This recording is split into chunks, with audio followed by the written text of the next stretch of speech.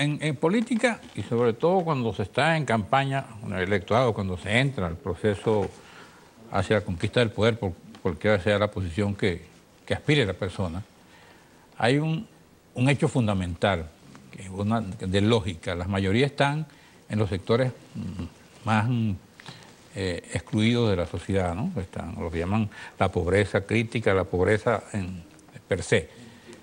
Ahora, ¿cómo María Corina le puede transmitir ese mensaje a esa gente? Tú, como política, como diputada electa, tú pateas, como dicen en el lenguaje coloquial, pateas barrio. Mira, los venezolanos queremos protección, queremos seguridad, queremos poder soñar nuevamente con oportunidades de prosperar para nosotros y para nuestros hijos. Eso lo compartimos todos. Y estamos claros que solamente en una sociedad en la cual se respete la libertad de invertir, donde se respete tu propiedad del tamaño que sea, donde podamos tener una educación liberadora, no una educación que va promoviendo y acentuando los ciclos de la pobreza. Solamente así vamos a poder ascender. Vamos a un receso y eso no se logra jamás con un comunismo al estilo cubano, porque eso es corrupción, ineficiencia y dominación. Ok, un receso y regresamos con María Corina Machado.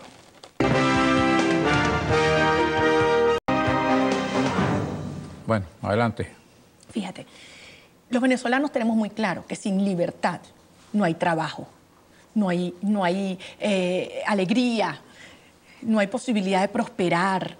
Y el comunismo lo que nos lleva es a la tristeza, a la exclusión, a la corrupción, a la violencia, a las colas. ¿Tú te das cuenta lo indigno a lo que estamos sometidos tantos venezolanos? Pasa una cola para sacar una cédula, una cola para que atiendan a tu hijo en el médico, una cola durante horas para comprar un pollo de mal estado. O sea, eso es algo indigno, frente a lo cual nos tenemos que revelar las colas que están haciendo los pensionados. Y ese es un tema crucial. ¿Cómo hemos visto esta semana alborotándose el tema laboral de los empleados públicos que se sienten absolutamente maltratados? Primero, hay más de 800.000 personas que no están protegidos por ninguna contratación colectiva. Más de 600 contratos colectivos que están vencidos.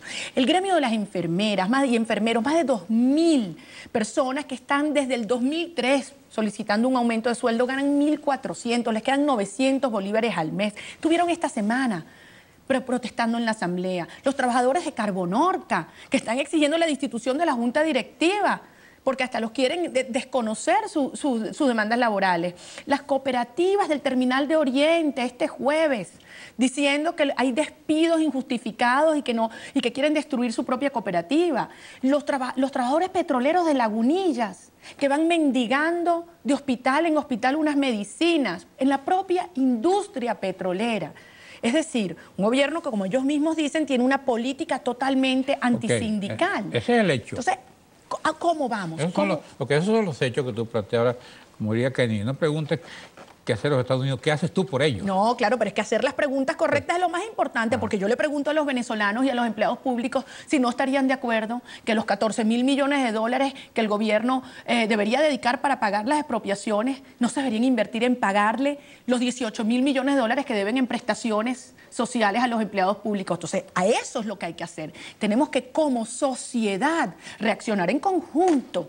Es de otro orden el tema que estamos enfrentando. No es un tema de incompetencia en el gobierno, es un régimen que quiere erradicar las libertades. Y frente a eso, y consciente de que hay un sector amplísimo de independientes en el país, yo siempre insisto que una cosa es ser independiente y otra ser indiferente.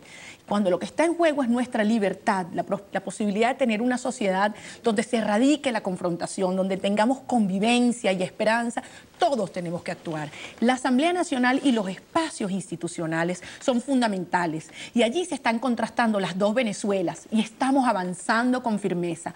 Pero los espacios fundamentales son los de organización ciudadana en la calle, en cada rincón del país. Cuando salen los campesinos en Sanare y las enfermeras en Acarigua y los trabajadores en Guayana y los pescadores en Oriente, y cuando estamos sus diputados, sus representantes al frente, unidos, impidiendo que se imponga ese modelo, porque los venezolanos no vamos a ser esclavos. ¿Por qué tú insistes en eso? En que está planteado el modelo comunista. ¿Cuáles son los elementos que tú tienes para afirmar eso? La evidencia, cuando tú ves lo que, en primer lugar, las referencias personales y la admiración que profesan los altos dirigentes del gobierno. En segundo lugar, cuando ves planes como el que tú describías cuando anunciabas el titular de Quinto Díaz, lo que evidencian una estrategia de confrontación, de división del país, confrontando clases, confrontando sectores. Cuando hablo de la clara estrategia antilaboral, antisindical, cuando vemos los atropellos a la propiedad privada, de todo orden, porque empiezan por empresas grandes, medianas, chicas, terminan en tu casa, en tu nevera. Okay. Cuando tú ves las colas en las calles en toda Venezuela para lograr cualquier servicio, cuando ves el caos en los servicios públicos. Entonces, eso no lo queremos los venezolanos y eso no lo vamos a permitir, porque, te digo, la mayoría que quiere vivir en libertad y democracia crece todos los días y crece con cada atropello y crece con cada ofensa. Y nos estamos preparando cada día más y mejor para que esa mayoría llegue a todos los hogares, a todos los corazones de los venezolanos, que todas las familias de este país estemos claros y conscientes de que es nuestra responsabilidad hacer realidad esa Venezuela mejor y que tenemos liderazgos comprometidos con reconciliar ese país y prosperar e impedir que se imponga un régimen que nos domine. Siente, cuando se le pregunta a la gente ¿qué le diría él a los diputados del gobierno de oposición? Hay una constante, dice yo, bueno, que no operen mucho, que se ocupen los problemas del país, que vayan a donde están las causas del problema y que dejen de hacer política. Ese es casi la mayoría de la encuesta dice eso. Ahora, desde la Asamblea Legislativa, ¿qué comisión te tocó a ti? Política Interior. Ajá. ¿Qué es lo que vas a hacer tú? Es que es fundamental. En la Asamblea y en política interior en particular está la responsabilidad de la seguridad ciudadana, Ajá, que es la demanda fundamental de las familias que se sienten destruidas y amenazadas por este caos y violencia que vive el país. Está todo el área de derechos humanos y aquí tenemos que aprovechar para mencionar el caso de María Lourdes Afiuni y cómo es un caso que ha sido aborrecido por el mundo entero porque es una mujer honesta, perseguida por un caso político. El caso de Biagio Pilieri y Mazuco, que son claramente inocentes de los cargos que se le acusan y que además se les quiere convertir como un elemento para intimidar a los diputados de cualquier tendencia.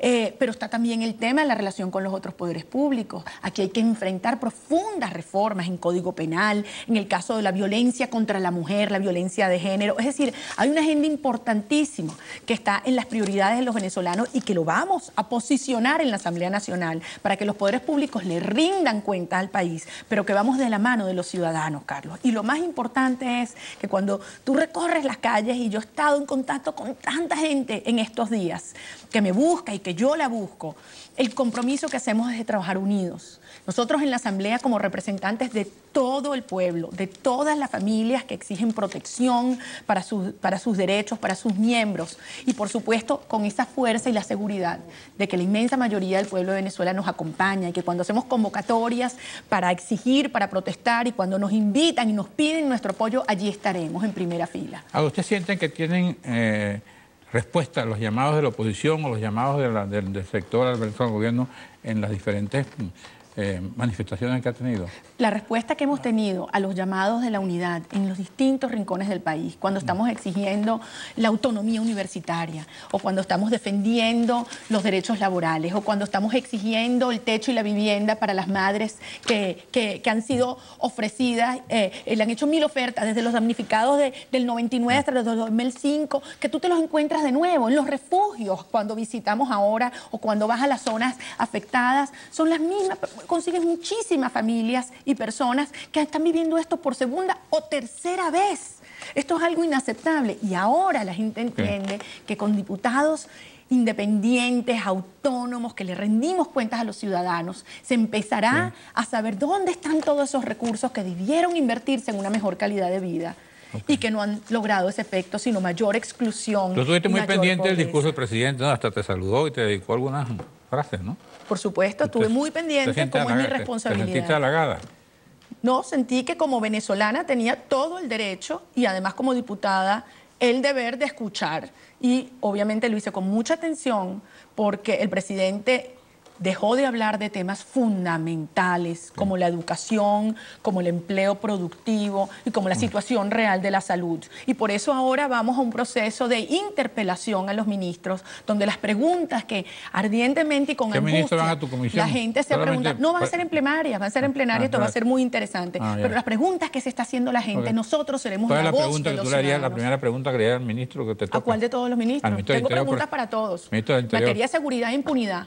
¿Por qué siguen asesinando venezolanos? Cada media hora asesinan a un venezolano. Esa es una pregunta. Al ministro de Comercio, ¿qué le preguntaría? Pues cómo ha destruido. Al ministro de Educación.